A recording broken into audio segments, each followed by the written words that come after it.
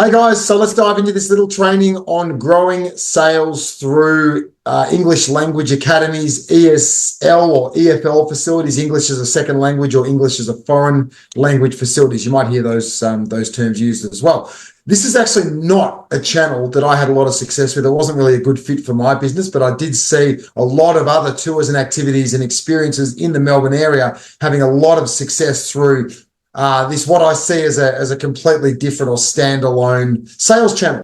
So let's see how you might be able to potentially serve this market with the tours and activities that you run. I'll just grab some slides up and we'll dive in quickly, okay? Okie dokie. So English language schools, English language academies, English as a second language facilities or schools, English as a foreign language. You might hear them referred to as English as an additional language. So all terms, they kind of mean the same thing. But what's there to like about this channel? Like a bunch of stuff. Well, the first is, of course, that in Australia, as an example, there's over 600,000 learners of English as an additional language right at this point in time. It's a massive market, and there's approximately 300 colleges registered to deliver English courses to international students. Now, what happens is that students arrive, they study in these colleges, and then they disperse into the university system. So it really, really broadens your market potential as well. You're not really just talking about those 300 colleges, because those students within those 300 colleges, and they estimate there's about 200 students per college at any given time. So, of course, those numbers increase dramatically, but they all have friends, family members who have gone into the university system who will also have a really great need. They're not, they may have been in the country for a year or 2 years, but they still have a great interest in the types of activities and experiences that you offer that their friends or family members that are only recently arrived and studying in these English language colleges have an interest in as well. So there's plenty of scope for family and friends as well. So let's take a little look at how the process works. And I just want to reinforce here, again, I'm not going to dive deep in this training on the where to find them, how to reach out to them, the strategies to build your list of potential contacts. We've covered that in previous lessons. You're going to be using and implementing all the strategies that we learned through agents, through corporate, through hotels, partnerships, school groups, weddings and event planners. You're going to use those very same strategies to start growing your list of potential decision makers through English language institutes or colleges as well, okay? Let's take a look at an example. I'm going to use my hometown, Noosa. This is where I live in Noosa. It's a beautiful corner of the world. So there's a few English language institutes or academies or colleges in Noosa.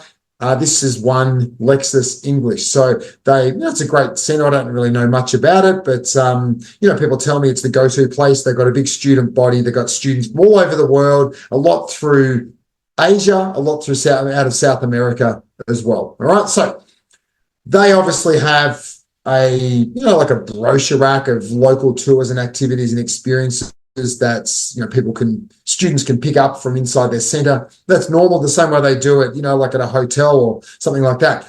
But what they do, and what almost every English language academy does, is they work with an agent, with a travel agent. Okay, so Lexis work with the team over at Dundee Adventure Travel. Dundee Adventure Travel is based also in Noosa, and the team over there at Dundee, I only learnt this morning, are very open and receptive to proposals and to learning about new tours and activity and experiences in the Sunshine Coast area. Okay, Dundee Travel will propose and present tours and activities and experiences to every one of the international students that are using them for their travel arrangements coming into Australia. Okay, so if you are an activity or an experience or a tour that finds a place in the inner circle of Dundee Adventure Travel, a preferred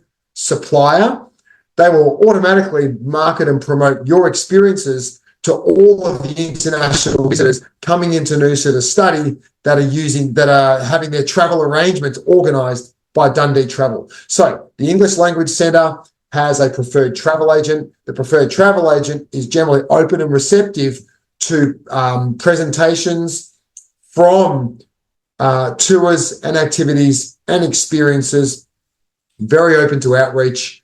And if you find a place in their plans as a preferred supplier, you'll have the ability to get your experiences in front of all of the international students that they are looking after that are coming into their destination. All right. So that's the way the process works. So what you would be needing to do is decide on the English language institutes that you want to work with. There could, in your destination, could be 1, 2, 5, or 150 of them. Okay.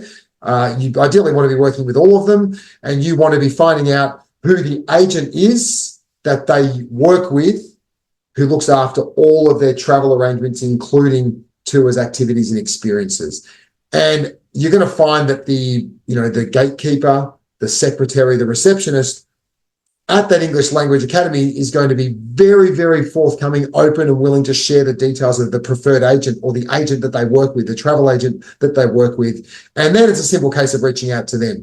I just did it myself, and it took 3 seconds to get Brad on the phone, who I believe is one of the directors at Dundee Travel, who was quite open about and quite receptive to learning about new tours and activities, onboarding new suppliers. They've got, like a supplier onboarding process, but they're open to outreach. They just want to work with the best tours and activities and experiences in their destination. Okay, so that's the way the process will work. It's really simple. And again, if you set a virtual assistant up for success, they can have a lot of success, get a lot of traction, filling your list with decision makers of travel agents who work with English language schools. So how many in your destination?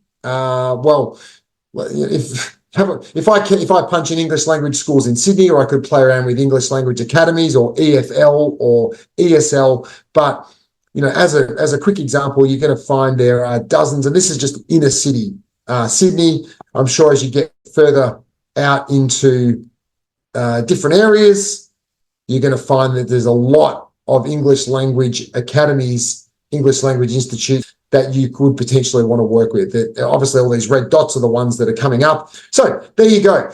And I think you're going to be able to use this information, digest it, and map out a bit of a strategy that's going to help you grow your business through this channel. If you run a great tour or activity or experience in your destination, which I'm sure, and I know that all of you do. Just one thing about the outreach.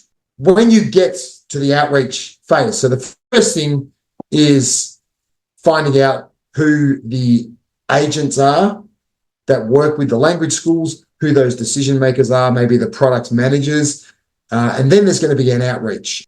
With this outreach, the important part is this, and you want a product manager or a decision maker, a gatekeeper, to know that you've got a really great experience and you have designed it specifically to appeal to the needs of international students who have recently arrived in destination. That's the key here. You want to get them on the phone, and then you're away. Remembering we're still in module 2. Module 2 is about bringing people into your world, getting them connected, building awareness, having them know you're out there, and then we'll figure out the next step in module 3, which is how to win their business and how to convert interest and awareness into bookings and sales. Hopefully this is all clear and it gives you the formula that you need to develop a strategy that's going to be able to fill your business with a whole bunch of sales generated from international students.